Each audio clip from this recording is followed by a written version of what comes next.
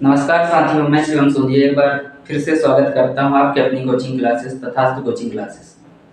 दोस्तों, आज हम सीखेंगे भिन्नों का जोड़ घटाना गुणा भाग हम किस प्रकार से करते हैं और आसान तरीके से हम किस प्रकार से सीख पाएंगे। क्योंकि ये ज़्यादातर देखा जाए तो कोई मैथमेटिक्स के सवाल में आप देखते हैं कि भिन्नों का योग मिल जाता है और फिर हमें सॉल्व करने में दिक्कत आती है या फिर कहीं ना कहीं हम प्रॉपर हल नहीं लिख पाते हैं, समझते हैं। क्योंकि ये बेसिक चीजें आप जब कर पाओगे तो आगे आपका हल कभी गलत नहीं होगा। चलिए पहले तो समझते हैं कि परिमेय संख्या आखिरकार होती क्या है। परिमेय संख्या को हम बोल सकते हैं भिन्न, परिमेय संख्या को हम भिन्न भी बोलते हैं। और नॉर्मल अगर बोला जाए तो मैं बोलूंगी ऐसी संख्या जिसे हम p बटे q के रूप में लिख सकते हैं उसे ही बोला जाता है परिमेय संख्या। यानी p को हम बोल सकते हैं अंश और q को बोल सकते हैं हर। यानी 4/5, 3/12 या फिर 3/2 इस प्रकार से संख्याएं, या फिर 7/1 लिखा जाएगा और इसे हम बोल सकते हैं कि ये 7/1 है और सीधा सीधा बोल सकते हैं कि ये एक परिमेय संख्या है। हमें ये विशेष रूप से ध्यान रखना है कि हर का मान कभी भी बराबर नहीं होगा शून्य के, विशेष रूप से ध्यान रखना है। यानी कि जब कभी भी हम कोई भी पूर्ण संख्या है, पूरी की पूरी संख्या है, उसके बटे में हम 0 नहीं लगाएंगे, 1 लगाएंगे।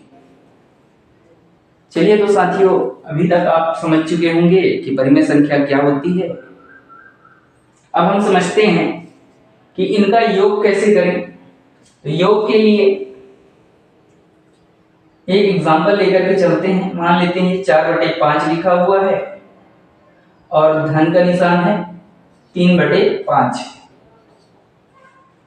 हर जब भी समान रहेगा, हर जब भी समान रहे तो आप सीधा सीधा हर को एक बार लिख दोगे और अंश को जोड़ करके अपना आंसर आप बोल सकते हैं, यानी 7/5। तो ये तो ठीक है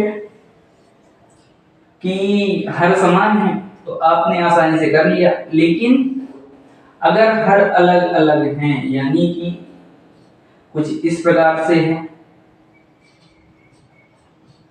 तब आपको इसको हल करने में शायद हो सकता है कि दिक्कत आए। या फिर मैं बोलता हूं कि बहुत सारे बच्चे सीख चुके होंगे या फिर जानते होंगे, लेकिन मैं आपको बेसिक चीजें सिखा रहा हूं। तो आपको ये देखना है कि किस प्रकार से हम इसका हल बनाएं कि हमारा हमेशा हल सही रहे। हम क्या करेंगे, इसका गुणा इसमें करेंगे, तिरछा गुणा यानी 4/7, धन का निशान 3/5 बटे में 5/7। यानी कि हमने क्या किया, इस 7 का गुणा इस 4 में, इस 5 का गुणा इस 3 में और हर का आपस में गुणा कर दिया। अब हम इसी को हल बना लेंगे। तो पहले क्या कर लेंगे, गुणा कर लेंगे। 7 चौक 28, 3 पचे 15 और 5 सते 35। 28 और 15 को जोड़ देंगे तो 8 5 13 की 3 हासिल 1 और 4 2, 1 1 2 और ये 4 है ना, और ये 35। आपको जब कभी भी हल बनाना है तो अच्छे से ध्यान दे करके लिखना भी है कि जैसे गुणा कर रहे हैं। 7 चौक 28, 3 बचे 15, 5 7 बना 35। क्या होता है कि जब हम गुणा कर रहे होते हैं, अगर बीच में कोई भी बोल देता है या कोई भी बोल देता है, मेरे साथ बस नहीं सबके साथ यही होता है कि बीच में अगर कोई आवाज आ गई या कोई खांस ही दिया, छींक दिया जिसको बोलते हैं ना, तो फिर ये हमारा ध्यान उधर साइड चला जाता है और हम अपना हल गड़बड़ बना देते हैं। इसलिए हमें क्या करना है कि दोबारा से जरूर चेक कर लेना है कि हमने गुणा किया है तो सही किया है कि नहीं। चलिए साथियों, इसको तो ठीक है, इस तरह से कर सकते हैं। इसी का एक और तरीका अगर बोला जाए तो ये है कि 4/5 लिखा हुआ है, धन का निशान है, 3/7 है। तो आप क्या करो, इस 7 का गुणा ऊपर नीचे कर दो और इस 5 का गुणा ऊपर नीचे कर दो। तो ये 7 चौक 28 हो जाएगा और ये 7 पन्ना 35 हो जाएगा और धन का निशान है, 5 3 15 और ये 7 पन्ना 35। तो देख रहे हैं कि ये हर समान हो गया, ये पहले के जैसे हो गया। तो आप आसानी से इसे क्या करेंगे, एक बार 35 लिख देंगे और 28 धन 15 और सीधा सीधा जोड़ देंगे तो क्या हो जाएगा, 43/35। ये आपका आंसर हो जाएगा। साथियों, अगर आपके पास एक पूरी संख्या है, यानी कि मान के चलते हैं ये 5 है और प्लस में लिखा हुआ है 3/7 करना है, अगर तो हम क्या करेंगे, इसके बट्टे में 1 लिख करके फिर से वही मेथड करना है।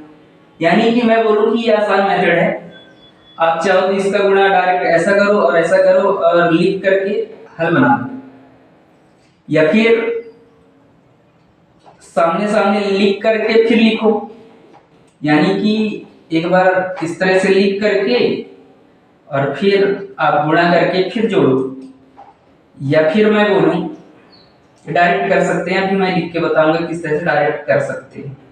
7 पन्ना 35, 3 एकम 3 और 7 एकम 7।